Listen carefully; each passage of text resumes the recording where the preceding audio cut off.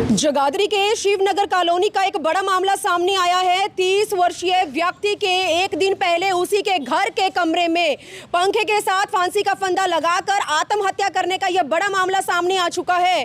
परिवार लगातार सच्चाई का पता लगाने के लिए प्रशासन के आगे गुहार लगा रहा है, लेकिन ऐसे में संजीव कुमार ने अपनी जिंदगी को इस तरह से खत्म करना क्यों चाहा? आखिरकार सुसाइड करने के पीछे की मेन बड़ी वजह क्या हो सकती है? लेकिन परिवार का इस समय रो रो कर बुरा हाल है। परिवार में संजीव की मां के अलावा उसका छोटा भाई रहता था, लेकिन आज मां के बुढ़ापे के दो सहारे यानी कि मां के राम और लखन में से एक बेटा इस दुनिया को अलविदा कहकर जा चुका है।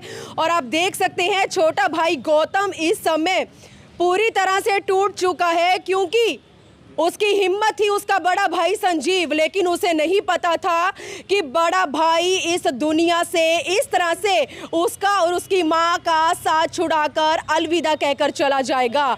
6 साल पहले संजीव की शादी हुई थी, 2 महीने का एक छोटा सा मासूम सा बच्चा, लेकिन आज उस बच्चे के सर से उसके पिता का साया छीन चुका है।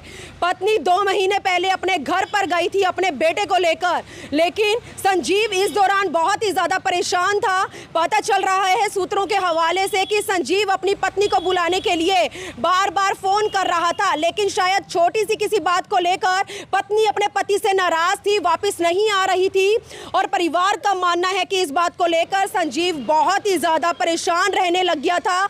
और एक दिन पहले दोपहर के समय संजीव ने अपने घर पर, जब मां काम पर गई थी, भाई काम पर गया था, उस दौरान उसने कितना बड़ा कदम उठाया कि अपने भाई और अपनी मां की चिंता किए बिना, परवाह किए बिना अपने ही कमरे में फांसी लगा ली और इस दुनिया से चला गया। गौतम हालांकि बात करने की हालत में नहीं है, लेकिन छोटा भाई है। पूरी सच्चाई गौतम ही हमें बता सकता है कि संजीव ने इतना बड़ा कदम क्यों उठाया, किस लिए उठाया, वजह क्या हो सकती है। मैम मेरे को पता नहीं था। कल सुबह उठा भाई ने मेरे फ़ोन से फ़ोन किया कि मेरे को फ़ोन करना है भाई, मेरी बात करवा। मैंने बात करवाई मैम, उसने 15 मिनट बात की, पर मेरे को ये नहीं पता कि उसने क्या किया क्या नहीं किया, क्या बात हुई। मेरा फ़ोन काट के उसने दे दिया मैम उसको। मैं सुबह खाना वाना दे के मैं अपनी ड्यूटी चला गया मम्मी को लेके।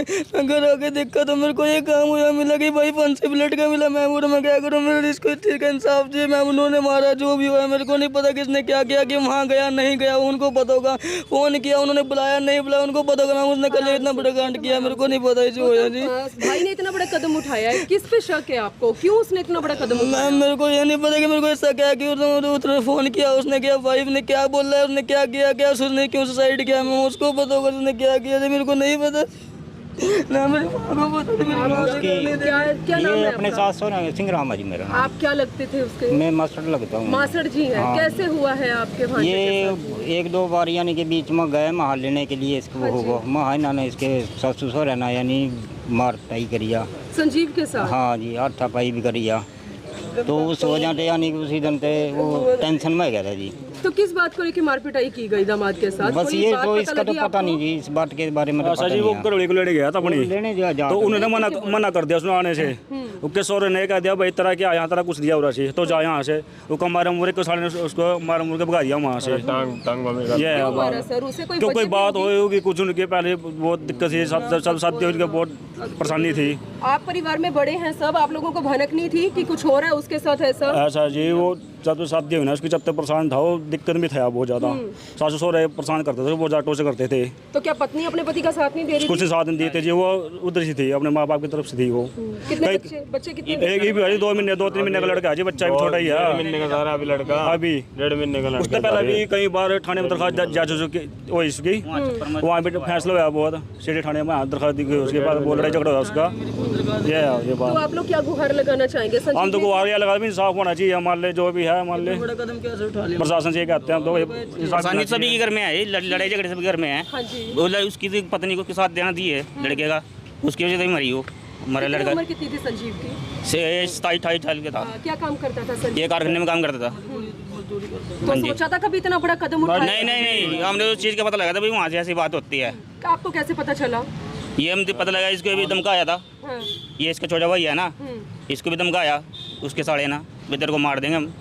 तो कैसे उसने फांसी लगाई है, कहाँ पे लगाई है? ये घर पे ही। घर पे लगाई है, कैसे लगाई है? ये तो पता नहीं है, हमने शाम को आपको जो उसकी बॉडी है वो कहाँ दिखाई दी? वो फंक के प्लेट को मिले पंखे के हाँ साथ? जी जी पुलिस में हो गया पाई है, पुलिस ने बॉडी के द्वारा पुलिस में हो गया पलाई है, कितने पुलिस बजे ने का समय था सर? ये कोई 6 बजे का आसपास टाइम होगा। हाँ जी जी। गौतम, हाँ क्या कह रहे हैं आप? मतलब मेरे पास कल फ़ोन आया, मैं ड्यूटी पे था अपनी, मेरे पास फ़ोन आया, मेरे पास 6:45 पे फ़ोन आया, मेरे आंटी के लड़के का नील जी का उसका फ़ोन आया, कह रहा भाई घर आ जा। मेरे को जैसे मैम रोने की वजह सुनी ना, मेरा ऐसे ही है कि मैं वहाँ गिर गया चक्कर खा के। मैं घर आया, मैंने देखा, मेरे को घर आते ही कहने लगे मेरे उस्ताद जी कहने लगे मेरे को, कह रहा भाई कि भाई कुछ नहीं है। तो मैंने दरवाज़ा मैं खोलने लगा, मैंने नहीं खोला जाली, मेरे को अपना घर सारा टूटा फूटा मिला, मतलब जाली वगैरह सब पटी मिली, दरवाज़ा खुला था, मतलब कुंडा लगा रखा था। जब वो पुलिस की कार्रवाई हुई जब मेरे को देखने को मिला कि भाई फांसी प्लेट का मिला मेरे को। तुम आज भी घर पे नहीं थी उस समय? नहीं, मैं मम्मी मेरी 6 बजे आ गई थी घर, तो मम्मी ने घर आते ही देखा कि आज मेरा बेटा ना दरवाज़ा खोला ना कुछ खोला, कि आया नहीं आया क्या होया। तो मम्मी ने साथ ही बाहर रोते रोते गई, साथ ही जो आंटी के लड़के ने मेरे पास फ़ोन किया, वो अपना काम करता है हमारा, उसने साथ ही अपना काम छोड़ के वो इधर आया देखने, उसने देखा कह रहा कि माता इसमें कुछ नहीं है। तो फिर किस तरह से, मतलब क्या गुहार लगाना चाहेंगे? भाई के साथ इतना बड़ा हादसा हो गया, मैम मेरे को इंसाफ चाहिए कि कैसे हुआ, कि उधर से फ़ोन आया कि उधर से क्या बात हुई, क्या चाहिए, तो वो मेरे को इंसाफ चाहिए, क्या बात हुई मैम मेरे को। तो तस्वीरें देख सकते हैं, लगातार शिवनगर कॉलोनी के जो आसपास के, संजीव के आसपास के रहने वाले आस पड़ोसी हैं, रिश्तेदार हैं, वो यहाँ पर लगातार इंसाफ की गुहार लगाते नजर आ रहे हैं। पुलिस प्रशासन यहाँ पर मौजूद है क्योंकि संजीव का एक तरफ पोस्टमार्टम चल रहा है और दूसरी तरफ प्रशासन जो परिवार है प्रशासन के आगे न्याय की गुहार लगा रहा है। ऐसे में राकेश कुमार जिंदर हमारे साथ जुड़े हैं, एक बार जान लेते हैं किस तरह से इस गुत्थी को सुलझाएंगे, क्या वाकई में ही ये सुसाइड केस है, क्या पूरी जानकारी है। एक बार राकेश से हम जान लेते हैं। राकेश सर, क्या कुछ कहना चाहेंगे? शिवनगर कॉलोनी का एक बड़ा मामला सुसाइड का सामने आया, कैसे आपको पता चलता है और इसमें अभी तक क्या कुछ कार्यवाही अमल में लाई गई है? मैडम जी, कल 31/8/24 को 6:30-7 बजे शाम के करीब हमारे पास सूचना आई कि एक व्यक्ति ने पंखे से लटकर सुसाइड कर लिया है, जिस पर हम सूचना मिलते ही मौके पर पहुंचे और सीन ऑफ क्राइम टीम को अवगत कराया। SHO साहब भी मौके पर पहुंचे और हर तरह से वहां पर ये देखा भी कोई सुसाइड नोट वगैरह कोई ऐसी चीज़, वो तो कागज वगैरह तो नहीं है, जो वहाँ पर कुछ नहीं मिला ऐसा। तो उसके बाद यहाँ पे अपना डेड बॉडी रखवा दी थी, समय गैर हो गया था और इसके छोटे भाई है जो गौतम, उनका बयान अंकित किया गया, जिन्होंने बताया कि 2 महीने पहले इसके पास बच्चा हुआ था मौलाना हॉस्पिटल में और तब से वो घर रह रही थी और ये लेने भी गया तो वो आई नहीं, मतलब इसके कहने से। तो उस वजह से ये मानसिक रूप से परेशान हो गया था और शराब पीने लग गया था और जिस वजह से इसने सुसाइड कर लिया है, जिसके कारणों की जांच की जाएगी, पोस्टमार्टम कराया जा रहा है और जैसे भी कोई भी तथ्य सामने आएगा उसके हिसाब से आगामी कार्रवाई। परिवार वाले आरोप लगा रहे हैं लड़की के परिवार वालों पर कि संजीव को पहले बेरहमी के साथ मारा पीटा भी गया था, उसकी टांगें तोड़ी गई थी, इस तरह की कोई जानकारी? ये मारपीट कह रहे हैं जी, ये गौतम बता रहा है, जो कि गौतम को इसके भाई ने बताया होगा, तो इसलिए इसने ये लिखवाया है हमारे पास भी, ये मारपीट की थी इसके साथ।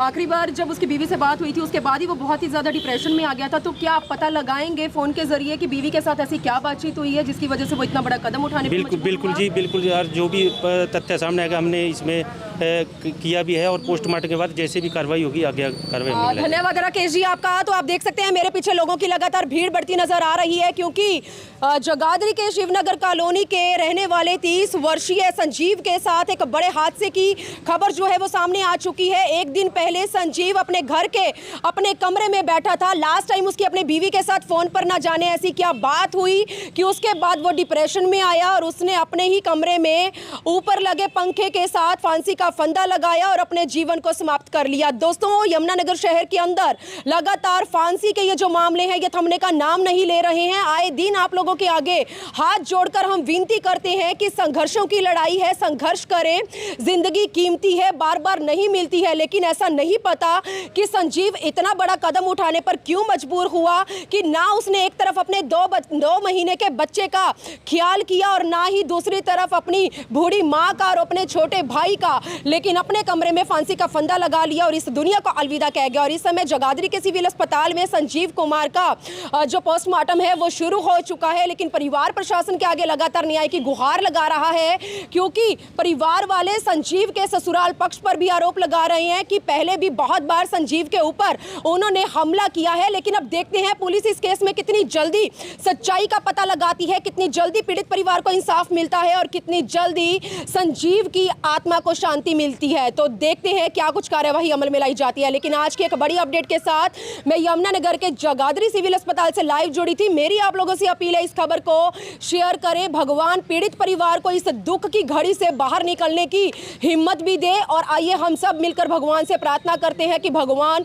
संजीव जहां भी है उसकी आत्मा को भी शांति दे। वीडियो जर्नलिस्ट मनप्रीत के साथ जगाधरी सिविल अस्पताल से मनदीप कौर की रिपोर्ट।